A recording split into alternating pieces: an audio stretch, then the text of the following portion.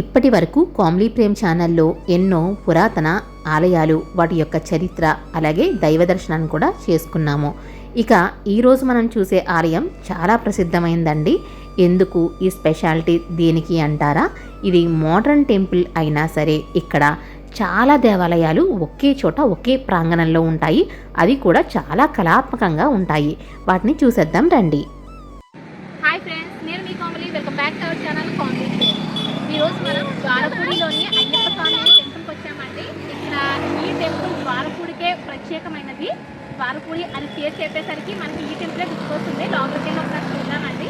ఇదిగో మా ఫ్రెండ్స్ కంటి. హాయ్ చెప్పండి. హాయ్ హాయ్ హాయ్ చెప్పండి. హాయ్. ద్వారపూడి ఎక్కడ ఉంది, ఎలా చేరుకోవాలో చూద్దాము.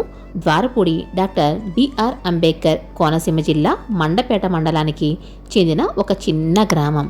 పచ్చని పొలాలతో, తోటలతో కనుల విందుగా ఉంటుంది ఈ గ్రామం. ముఖ్యంగా గ్రామం అయ్యప్ప స్వామివారి దేవాలయము, అలాగే పెద్ద పెద్ద దేవాలయాలు చాలా ప్రముఖ ప్రఖ్యాతిగాంచినవి. ఇది మండల కేంద్రమైన మండపేట నుండి 6 కిలోమీటర్ల దూరంలో ఉంది. జనరల్గా మనం సిటీస్లో వెళ్తున్నప్పుడు పెద్ద పెద్ద షాపింగ్ మాల్స్ ఉంటాయి, పెద్ద పెద్ద షాప్స్ ఉంటాయి, మనం అన్నీ కొనుక్కుంటాము. అయితే ఇది కోనసీమ ఏరియా కాబట్టి, అందులోనూ విలేజ్ అట్మాస్ఫియర్ కాబట్టి చిన్న చిన్న చెరుకు రసం బళ్ళు, ఇంకా పండ్ల తోటలతో ఉన్న చిన్న చిన్న పండ్ల బళ్ళు ఇవన్నీ ఉంటాయండి. మనకి చాలా చౌకగా ఇస్తారు, చాలా ఆప్యాయంగా ఇస్తారనమాట. మనకి ఫ్యామిలీతో వెళ్ళినప్పుడు ఇది ఒక డిఫరెంట్ ఎక్స్పీరియన్స్. కొంచెం ఆగి ఇలాంటివి కూడా షాపింగ్ చేస్తే మనకి చాలా పీస్ఫుల్గా అనిపిస్తుంది ఇలాంటి ఏరియాస్లో. కాకినాడ, సామర్లకోట, రాజమండ్రి నుండి బస్సెస్ అవైలబుల్గా ఉంటాయి. అలాగే ఆటోస్ కూడా ఉంటాయి. ఇంకా ట్రైన్లో వచ్చేవారు సామర్లకోటలో దిగి అక్కడి నుండి మనము చక్కగా బస్ జర్నీ చేసి ఇవన్నీ చూస్తూ రావచ్చు.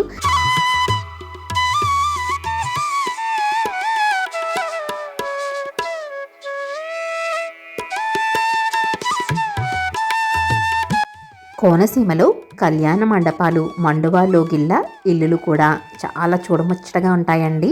మీరు ఎప్పుడైనా సరే కోనసీమ ఏరియాకి వస్తే కనుక తప్పకుండా చూడండి, ఎంత బాగుంది. మనం కాకినాడ నుండి బయలుదేరి ద్వారపూడి వెళ్తున్నామండి. ద్వారపూడి వెళ్తూ దారిలో ఏమైనా మంచి ప్లేసెస్ ఉంటే మీకు చూపించాలని చెప్పేసి ఇక్కడ ఆగాము. ఇది బలభద్రపురం అండి.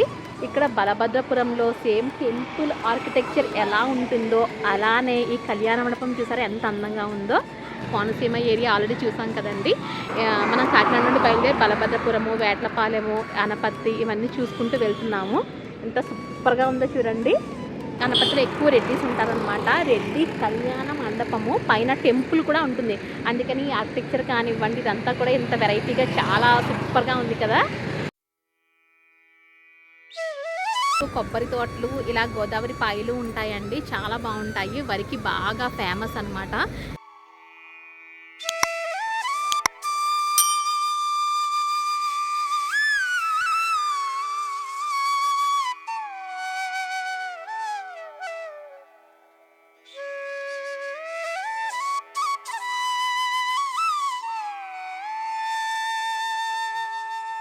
మనం ద్వారపూడికి వచ్చామండి. అక్కడ చూసారు కదా అర్జునుడి రథం. శ్రీకృష్ణుడు అర్జునుడు రథం మీద కూర్చొని పైన మీకు ఆంజనేయ స్వామి కనిపిస్తున్నారు. సో ఆ రథ చక్రాలు, ఆ గుర్రాలు చూసారా ఎంత బాగా చెక్కున్నారు.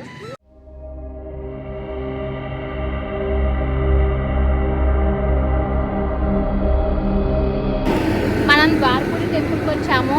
ఎంట్రన్స్లోకి ఎంత అట్రాక్టివ్గా ఉందన్నమాట. ఒక మంచి ఆర్చ్లా ఉండి పైన శివుడు ఉన్నాడు, అటు ఇటు కూడా ఏనుగులు ఉన్నాయి, చాలా బాగుంది. ఇక్కడ పార్థసారథి విగ్రహం అయితే ఉంది. ఇలా మనకి అనపత్తి నుండి ద్వారపూడి రోడ్ అక్కడ ఎంట్రన్స్లోనే మనకి చక్కగా మంచి టెంపుల్ ఉంటుందండి. మీరు ఎలా అయినా సరే రావచ్చు. రాజమండ్రి నుండి రావచ్చు, కాకినాడ నుండి, అనపత్తి నుంచి కూడా మనకి రావడానికి వే ఉంటుంది. మనం ఇప్పుడు టెంపుల్ లోపలికి వెళ్ళి చూద్దాము.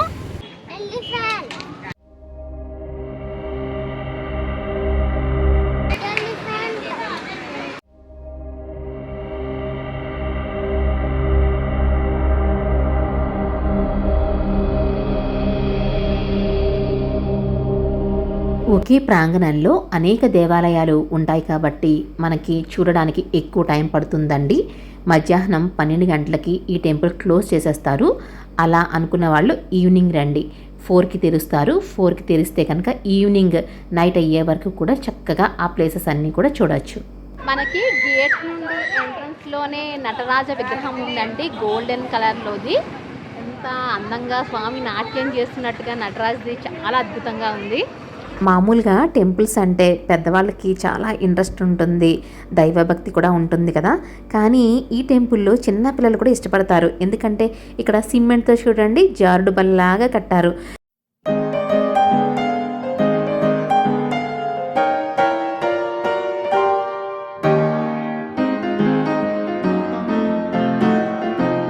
ఇక్కడ ఏనుగు షేప్లో జారుడు బల్ల ఉంది. తోక దగ్గర నుండి వెళ్ళాలి, మెట్లున్నాయి. ఇక్కడ తొండం దగ్గర నుంచి జారుడు బల్ల అనమాట. పెద్ద గుడి కదా, ఇంకా కడుతూనే ఉన్నారు. కొన్ని విగ్రహాలు ఇంకా తయారు చేస్తున్నారు. అంటే 95% కంప్లీట్ అయింది, కానీ ఇంకా అక్కడక్కడ విగ్రహాలు కడుతున్నారు. ఇక్కడ మనకి ఏ గుడికి ఎటువైపు దారి అనేది కూడా ఫ్లో చార్ట్ ఉంది. ఇంకా ఆలయ సిబ్బంది చాలా ఎక్కువ మంది ఉన్నారు. వాళ్ళు కూడా మనకి చాలా డీటెయిల్గా ఎక్కడి నుండి ఎక్కడికి వెళ్ళాలి, ఏ టెంపుల్ ఎక్కడ ఉంది అనేది మనం మిస్ అవ్వకుండా చూపిస్తున్నారనమాట.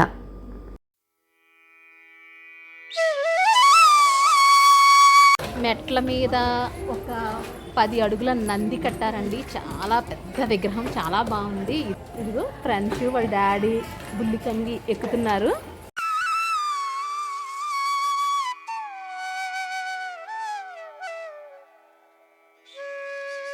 టెంపుల్ అయితే మాత్రం ఎక్కడికక్కడ చాలా నీట్గా ఉందండి. చాలా నీట్గా ఆర్గనైజ్ చేసి ఉన్నారు. మెయింటెనెన్స్ అయితే సూపర్ ఉంది. చూసారు కదా ఎంత నీట్గా ఉన్నదో.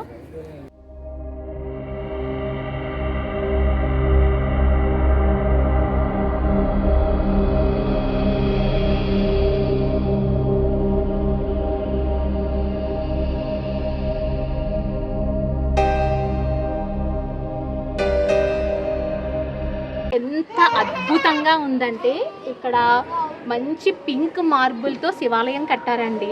శివాలయము ఒక అంతస్తు మీద ఒక భవనంలో ఉంటే కనుక దానికి ఆపోజిట్లో ఇక్కడ పెద్ద నంది విగ్రహం చూసారా. నందీశ్వర స్వామి ఆ 3 అంతస్తుల మీద ఉన్న శివాలయంలో ఉన్న ఆ శివుణ్ణి ఎదురుగా ప్రార్థిస్తున్నట్లుగా ఎంత అద్భుతంగా ఉందో. అసలు ఎంత బాగుందంటే టెంపుల్ మీరు తప్పకుండా చూడాలి. చాలామంది ఇక్కడికి వచ్చి చూడలేని పరిస్థితి ఉంటుంది కాబట్టి ఈ వీడియో తీస్తున్నాము.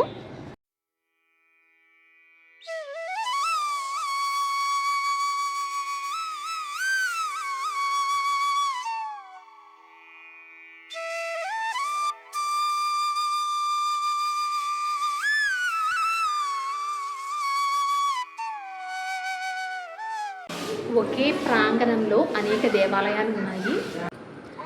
ఆలయంలో ఎక్కడ చూసినా సరే ప్రశాంతమైన వాతావరణం ఉంది. ఇక్కడ విఘ్నేశ్వరుడు, అలాగే ఇక్కడ కుమారస్వామి ఎంత అద్భుతంగా పెద్ద పెద్ద విగ్రహాలు చెక్కున్నాయి.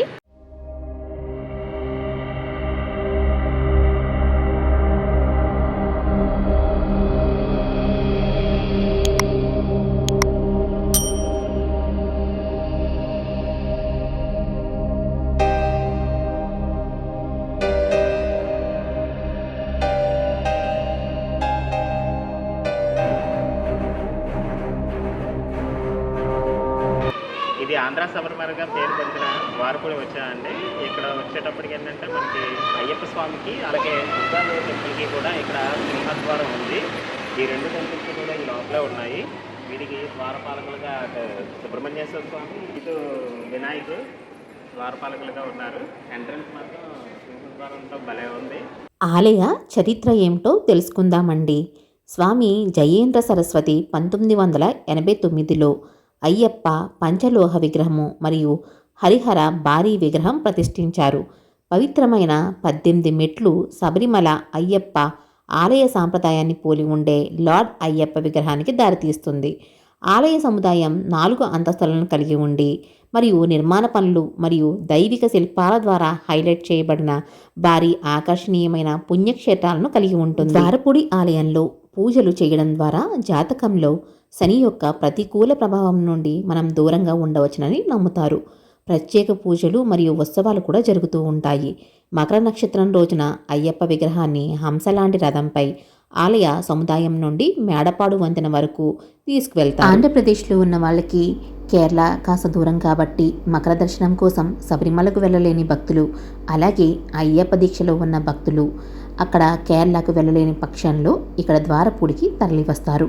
ద్వారపూడి అయ్యప్ప దేవాలయాన్ని ఆంధ్ర శబరిమల అని కూడా పిలుస్తారు. ఇది అయ్యప్ప స్వామివారి గుడి అండి. మనకి నార్మల్గా అయితే అయ్యప్ప స్వామివారి గుడికి లేడీస్ని అలో చేయరు కదా, కానీ ఇక్కడైతే కనుక ఇరుముళ్ళ మెట్లు తప్పితే మిగతా మెట్లు ఉంటాయి. మనము మిగిలిన మెట్లు ఎక్కి రావచ్చు. స్వామిలకి అయితే కనుక ఇరుముళ్ళ మెట్లు ఎక్కి పైకి రావచ్చు. ఆ 18 మెట్లు ఎక్కకూడదు, కానీ మనం స్వామివారిని అయితే దర్శించుకోవచ్చు. స్త్రీలు కూడాను నిరభ్యంతరంగా ఈ గుడికి మనం రావచ్చండి. ఈ ఊరిలోని అయ్యప్ప స్వామి గుడిలోని విగ్రహాన్ని 1989లో కంచి కామకోటి పీఠాధిపతి అయిన జయేంద్ర సరస్వతి ప్రతిష్ఠింపచేశారు అని అనుకున్నాం కదండి. అయితే ఇక్కడ ఉన్న అయ్యప్ప స్వామి ఆలయానికి 1983లోనే శంకుస్థాపన జరిగింది. స్థానికంగా ఉండే ఓ తమిళ వ్యక్తి తన కోరిక నెరవేర్చినందుకు గాను అయ్యప్ప స్వామికి ద్వారపూడిలోని దేవాలయాన్ని కట్టించి ఇచ్చేందుకు సిద్ధమయ్యారు.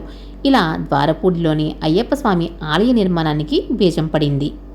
అంతేకాకుండా ఇక్కడ అయ్యప్ప స్వామి వారి దేవాలయానికి ఉన్న 18 మెట్లను తమిళనాడు నుంచి తెప్పించిన ఏకశిలపై నిర్మించడం విశేషం.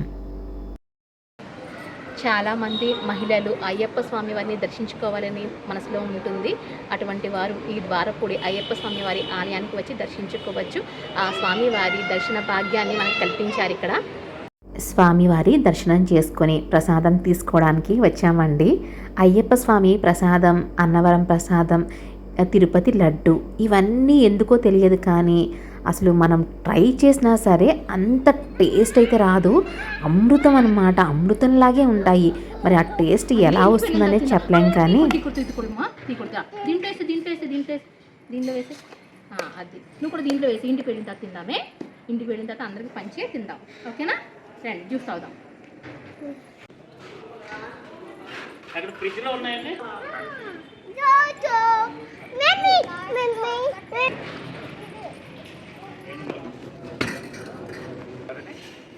మధ్య ఒకటి తీసుకున్నాం.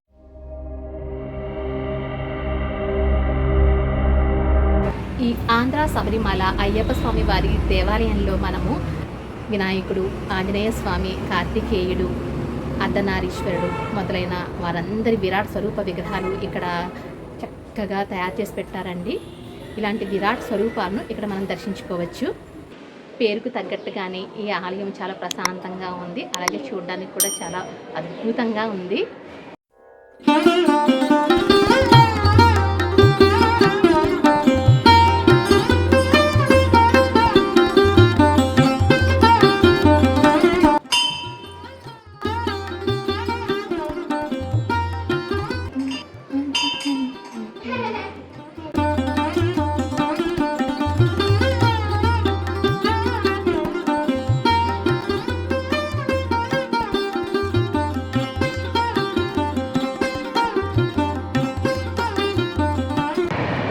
ఆలయంలో ప్రశాంతంగా కూర్చోవాలనిపిస్తుందండి. ఆలయానికి ప్రక్కనే రైల్వే ట్రాక్ కూడా ఉంది. మంచి చెట్లు ఉన్నాయి. ఈ చెట్లు ఇదిగో చెట్ల క్రింద అయితే మనం కూర్చోవచ్చు. ఉదయము అలాగే సాయంకాలం పూట కూడా మనకి దర్శన వేళలు ఉంటాయి.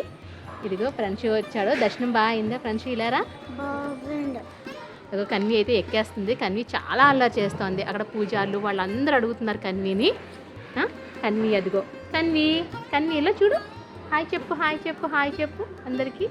అంతే.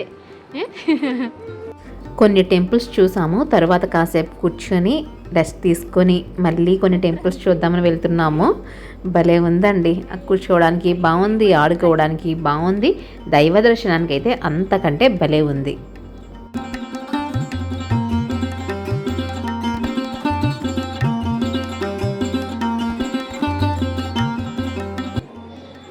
బాగుందా డ్రెస్? నచ్చిందా? ఏంటమ్మా నచ్చిందా డ్రెస్? బాగుందా? చాక్లెట్ల బ్యాగ్, చాక్లెట్లు బ్యాగ్, చాక్లెట్ ఏం వేసుకున్నావమ్మా ఈ బ్యాగ్లో? ఏముంది? ఇది ఏదో ఉంది. జేజీ అమ్మో జేజీ. ఈ టెంపుల్లో పర్యావరణానికి కూడా చాలా ప్రాముఖ్యత ఇస్తున్నారు. ఇక్కడ కొబ్బరి చెట్టు ఉంది. ఇదిగో ఎంత పెద్ద కొబ్బరి చెట్టు ఎప్పటి నుంచో ఉందనుకుంటాను. తర్వాత ఇది కట్టు ఉంటారండి. అయితే ఇక్కడ ఒక హోల్లా ఉంచేసి కూడా పెట్టారు. ఇదేమో మనకి 1వ అంతస్తు అనమాట. ఇదేమో కింద ఉంటుంది. ఇవన్నీ కూడా కొబ్బరి చెట్లు. చాలా ప్రశాంతంగా ఉంది వాతావరణం అయితే మాత్రం ఇక్కడ చాలా బాగుంది. ఈ పక్కనంతా కూడా పొలాలు, ఇదంతా కూడా గుళ్ళు. మొత్తం అన్ని దేవుళ్ళని కూడా మనం ఇక్కడ దర్శించుకోవచ్చు. ఈ అయ్యప్ప స్వామి వారి ఆలయాన్ని ఆంధ్ర శబరిమల అనే పేరుతో పిలుస్తారు. ఇప్పుడు మనం శివాలయంలోనికి వెళ్దామండి. ఇదంతా కూడా మంచి పింక్ మార్బుల్తో నిర్మించబడి ఉంది. లోపలికి వెళ్ళి చూద్దాం ఎలా ఉంటుందో. ముఖ్యంగా పాలరాతితో కట్టిన శివాలయాన్ని చూడడానికి మనకి 2 కన్నులు కూడా సరిపోవండి. మంచి రోజ్ మార్బుల్తో కట్టారు. ఇది 4 అంతస్తులలో స్తూపాకారంగా క్రింద నుండి పై వరకు కూడా పెద్ద శివలింగం ఉంటుంది. అయితే అది మనం వీడియో తీయలేకపోవచ్చు. మీకు ఆలయ వాతావరణాన్ని మొత్తం కూడా చూపిస్తాను. ఇంకా పురాణ గాథల్లోని సన్నివేశాలన్నీ కూడా తెలియజేసే విగ్రహాలను ఇక్కడ ఏర్పాటు చేశారు. లోపల ఆలయం అంతా కూడా మార్పులతో ఉందండి. చాలా ప్రశాంతంగా ఉంది. చాలా పెద్ద ఆలయము. ఆలయం లోపల నుండే మనకి మెట్ల మార్గం ఉంది. 2వ అంతస్తు మీదకి 3వ అంతస్తు మీదకి వెళ్ళొచ్చు. ఇక్కడ వీడియోగ్రఫీ కూడా ఎలా చేస్తున్నారు. మనకి మూల విరాట్కి స్వామివారికి అయితే మనం వీడియో తీయకూడదు, కానీ ఆలయ వాతావరణాన్ని మొత్తం కూడా మనం చూపించవచ్చు. మనము ఇప్పుడు 1వ అంతస్తులో ఉన్నాము శివాలయంలోను.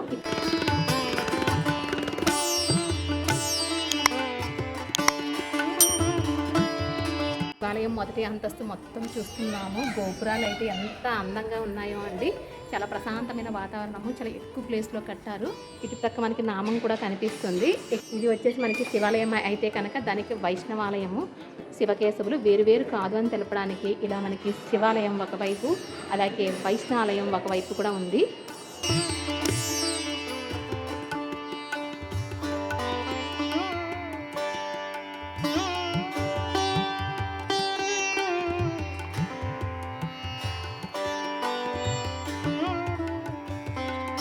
సహస్రలింగ శివాలయము. ఈ ఆలయము మనకి 3 అంతస్తుల్లో ఉందండి. ఇక్కడ చాలా ఆలయాలు ఉన్నాయి. మనము చూడాలంటే మాత్రం ఒక 4 గంటల సమయం అయినా సరే కేటాయించేలా ఉంటే కనుక అన్ని ఆలయాలని కూడా ప్రశాంతంగా మనం దర్శించుకుని వెళ్ళచ్చు. చాలా అందంగా ఉన్నాయి. చాలా అద్భుతంగా కూడా ఉన్నాయి. ప్రతి ఆలయంలో కూడా కళాత్మకంగా ఉన్నాయండి. ఆంధ్రప్రదేశ్లో చాలా అరుదుగా కనిపించే అంకాల పరమేశ్వరి దేవాలయం కూడా ఇక్కడ ఉందండి. ఈమె పార్వతీదేవి యొక్క ఉగ్రరూపం. భైరవ రూపాన్ని ధరించిన శివుడు బ్రహ్మ యొక్క 5వ తలను నరికివేసిన తరువాత శివుడు అతనిని అనుసరిస్తున్న కపాలాన్ని వదిలించుకోవడానికి పార్వతీదేవి అంకాల పరమేశ్వరీదేవి రూపాన్ని ధరించిందట. ఈ దేవాలయంలో ఎంతో మహిమాన్వితమైన శ్రీ అంకాళేశ్వరి అమ్మవారి ఆలయం కూడా ఉందండి. ఆలయంలో అమ్మవారికి ఉప్పు అభిషేకం చేయడం వలన ఉప్పు ఎలా అయితే కరిగిపోతుందో అలాగే మన కష్టాలు కూడా కరిగిపోతాయి అని చెప్పేసి భక్తుల విశ్వాసం. నాగదేవతని పూజించడం వల్ల సర్పదోషాలు తొలగిపోతాయి అంటారు. ముఖ్యంగా కుజదోషము, కాలసర్ప దోషాలు ఉన్నవారు నాగుల చవితి రోజున, నాగుల పంచమికి, అలాగే దేవాలయాల్లో కూడా సుబ్రహ్మణ్యేశ్వర స్వామిని కానీ లేక నాగదేవతను కూడా పూజించడం వల్ల మనకున్న దోషాలన్నీ కూడా తొలగిపోతాయి.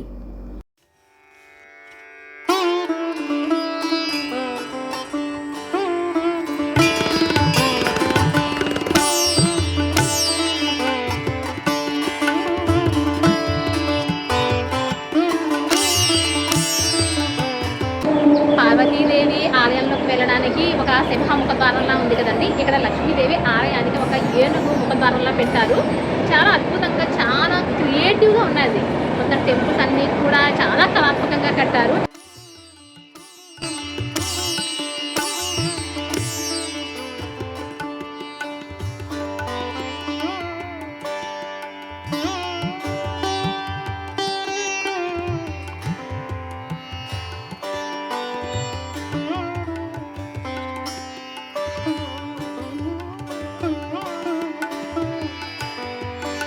ఇది ద్వారపుడి ఆలయ ప్రాంగణంలో ఉన్న భూగర్భ శివాలయము. ఇక్కడికి వెళ్ళి దర్శించుకుందాం రండి.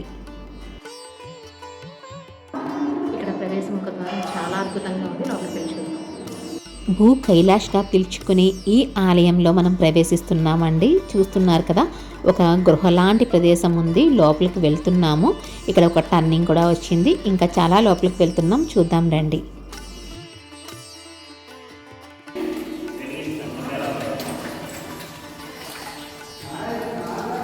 ఇక్కడ పరమేశ్వరుడికి మనం స్వయంగా దీపారాధన చెయ్యొచ్చు, అభిషేకం కూడా చెయ్యొచ్చు.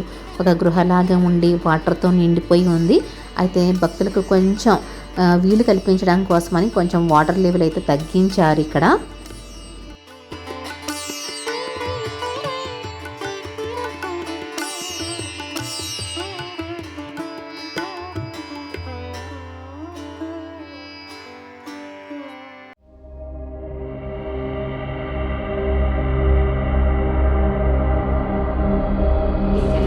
దర్శనం చేసుకోవడానికి మనం వాటర్ నుండి రావాలండి. ఇక్కడ ఫిష్ లోపల ఎలా ఉంటుందో అలాంటి డిజైన్ కింద ఉంది. ఒక టన్నెల్ లాగా ఉంది. ఈ టన్నెల్లో వచ్చి ఈ జలలింగేశ్వర స్వామి దర్శనం చేసుకోవడానికి రావాలి. ఆ స్వామివారి దయ అందరికీ ఉండాలని ఆకాంక్షిస్తూ నేను నా లైఫ్లో ఫస్ట్ టైం చూసిన ఆలయము యమధర్మరాజు వారి ఆలయము. ఇది కూడా ద్వారపుడి ఆలయ ప్రాంగణంలోనే చూశాను.